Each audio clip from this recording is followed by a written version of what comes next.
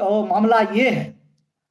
तो जब ये सारी चीजों को बात को समझा गया कि ये इन सर्विस टीचर के लिए एक अपॉर्चुनिटी, एक गिफ्ट था, और ये भी वो जाने कि इसमें जो है कोर्स जो होता है, जो करिकुलम होता है, जो पाठ्यक्रम होता है, उसको कंप्रेस नहीं किया गया। कंप्रेस किया गया टाइम ड्यूरेशन को, और टाइम ड्यूरेशन टाइम था नहीं, किसके पास नहीं था? भारत सरकार के पास समय नहीं था। जो सुप्रीम कोर्ट का आदेश था कि बच्चों को जो है प्रशिक्षित शिक्षक से पठन पाठन के काल संपन्न कराया जाए, नहीं था। और इसको 6 मंथ का इसलिए रिलैक्सेशन दिया गया कि इंटर्नशिप जो होता है 3 मंथ का प्रत्येक ईयर में, इसको जो भी एनआईएस डीएलएड, एनआईएस से डीएलएड किए हैं, इसको मिनिमम 2 ईयर का ऑलरेडी इंटर्नशिप प्राप्त जिसको होगा वही लोग इस डिप्लोमा को कर पाएंगे, ये शर्त रखी गई थी। वो जी सभी लोग जिन्होंने इस डिप्लोमा को किया, उनके पास मिनिमम 2 ईयर का इंटर्नशिप पहले से ही उसके पास था, है ना। तो ये तो 24 मंथ हो ही गई। बात रही कि कोई भी कोर्स महीना, दिन और साल में नहीं होता है, वो ड्यूरेशन में होता है, वो पीरियड्स में होती है, घंटी में होती है। जो सारी चीज ऑन रिकॉर्ड, हमको लगता है रेगुलर बारे का कोई रिकॉर्ड नहीं होता होगा कहीं भी, जी जी लेकिन एनआईएस डीएलएड का ऑन रिकॉर्ड स्वयं पोर्टल पे अभी भी है लखिंदर जी, इन लोगों को जी समझना चाहिए।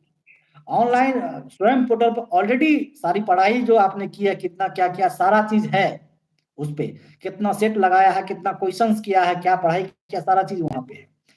तो बेवजह भ्रम फैलाया जा रहा है। बहुत लोगों का अपना रोजगार चलता है, तो सबका अपना अपना तरीका होता है।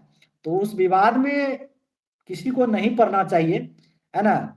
अब नए नए, देखिए, नए नए तरीके से लोग कोर्ट का अप्रोच करेंगे, अब नई नई जाने बातें होंगी। दीजिए, कोई बात नहीं अतुल जी। सभी अभ्यर्थी क्लियर है, 1-2 अभ्यर्थी उसी में से जो है जो दिमाग कचरा करने वाले हैं, खैर नहीं है। अब कुछ क्वेश्चन है अभ्यर्थी अतुल जी, जैसे टीआरई 2 में जैसे एनआईएस अभ्यर्थी को रिजल्ट नहीं दिया गया और कट ऑफ डेट से उसका अधिक मार्क्स था, है ना। तो क्या उनका टीआरई 2 में रिजल्ट फिर से आने की चांस है? एनआईएस अभ्यर्थी का कट ऑफ था, मतलब जैसे 60 है, आगे उनका जी नंबर था 65, लेकिन कोई रिजल्ट नहीं दिया जी। गया क्योंकि एनआईएस थे। तो क्या अब जी चांस बनता है सर?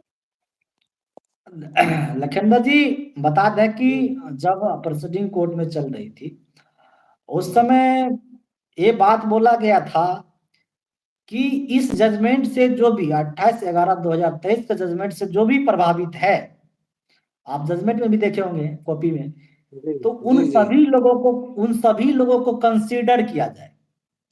क्योंकि लखिंदर जी ये कोई फ्रेश केस नहीं है, ये उसी केस का रिव्यू है। 28/11 जी जो जजमेंट आया था, उसी का रिव्यू है। और आप देखेंगे कि ये कोई नया जजमेंट नहीं है, ये उसी जजमेंट में अमेंडमेंट कर करके हाँ उसी डेट से हाँ लागू किया है, उसमें लिखा हुआ है। जी लोग सही ढंग से लिखा पढ़े हुआ तो सही। अब कोई जी ये माइंडसेट बना के रखेगा कि भाई ये मानेंगे ही नहीं, तो उसको कभी नहीं लोग मान सकता है। और गूगल सही है और गूगल ट्रांसलेट करना अलग बात है, लेकिन खुद का अपना एक कोर्ट का भाषा होता है लखिंदर जी। हम्म। जनरली आप अलग बोलते हैं, लेकिन कोर्ट का अपना एक भाषा होता है।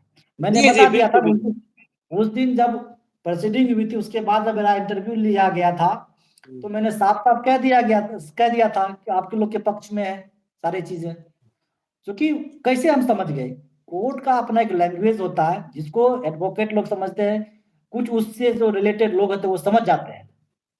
उसी तरह जजमेंट में है, इसको समझना होगा। जी जी तो इसलिए कोई दिक्कत परेशानी की बात नहीं है। सभी लोग, अब वो सारी, एक बात लखिंदर जी आ रही थी बीच में, कोई कंडीशन रखा गया। तो कोई कंडीशन कंडीशन नहीं लखिंदर, कंडीशन है। यही है, कंडीशन यही है कि सबको हाँ कंसीडर किया जाएगा, और ये उस दिन से लागू होगा। जी और जो है और जो है 10 मार्च, जो है 10 मार्च से, शायद 10 मार्च 2017 से पहले जो भी कार्यरत थे उन सभी लोगों के लिए कराया गया है। नहीं नहीं 10 मार्च सितंबर 10 दस सितंबर सितंबर 10 सितंबर। तो लखिंदर जी मैं बता दूं कि जी ये 10 लोग डिप्लोमा वही किए हैं, वही इनरोल हुए हैं उसमें जो ऑलरेडी शिक्षक थे, जो कार्यरत थे। क्योंकि बिना यूडीआई कोड का जो है आपका रजिस्ट्रेशन नहीं था, होना संभव था। और तब भी आप कोर्स को नहीं कर पाते जब आप उसको ये नहीं रिकॉर्ड दिए होंगे कि भाई